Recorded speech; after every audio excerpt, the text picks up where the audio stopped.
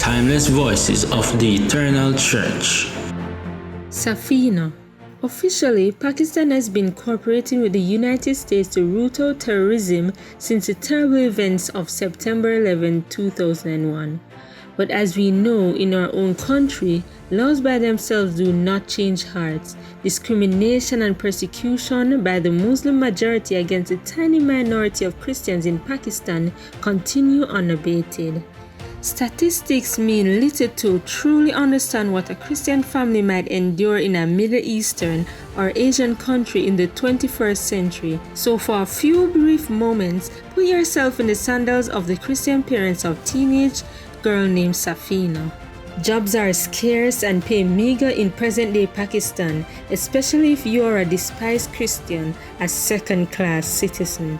Like many other poor families, you finally face the inevitable. Your 14-year-old daughter will have to take a job as a household helper with one of the wealthy Muslim families in town to help support the family. You are apprehensive, but brown-eyed Safeena assures you, "They are very nice to me, father. Why, they practically treat me like their own daughter."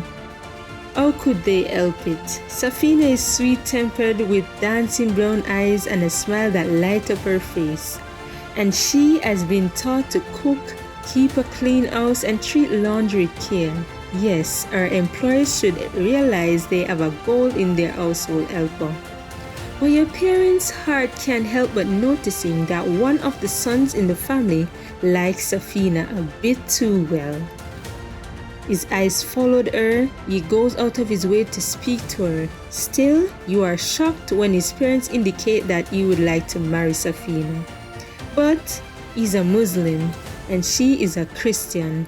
Yes, well they edge, she would have to convert. Now Safeena comes home looking troubled. "They beg me to renounce my foreign religion and convert to Islam," she tells you. "But I tell them I cannot. I'm a Christian." At first, the pressure is beguiling. They love Safeena. They want her to become a real part of their family. But when she continues to refuse, the pressure becomes sharp. Safeena wants to quit her job. But what will your family do without the income she brings in? Oh, how you regret it now. For one day the son decided that if he couldn't have Safeena one way, he would have her another. Following her up to the roof of the family home where she was hanging up the laundry, he caught her alone and raped her. Totally shattered, Safeena ran home to your sheltering embrace. She quit. She couldn't go back. Her weeping shatters your own spirit. Then anger wells up inside, but with no place to vent. How could such a thing happen? Surely even his parents could not condone such a beastly act. You pace back and forth considering criminal charges against the young man. But before you can do anything, the police shows up at your door. They have a warrant for the arrest of your daughter Safeena. Arrest? Yes.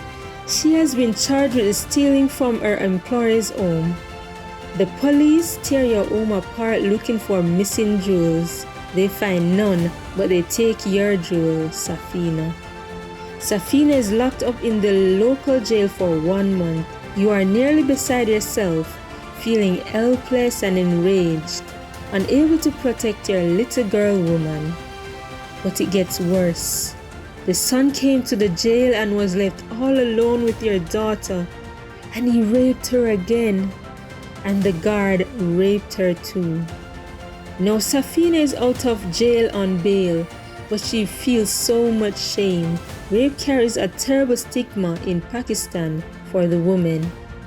Who will want to marry her now? She is still facing charges of theft, all because she refused to deny her faith in Jesus. You feel humbled by your own daughter. Safeena is trying to rejoice even in her sufferings.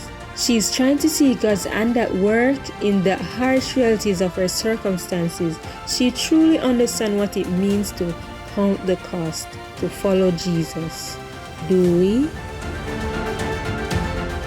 Reading from the complete book of Christian heroes, over 200 stories of courageous people who suffered for Jesus, compiled by Dave and Neta Jackson. This is the Eternal Church of Jesus Christ, the record.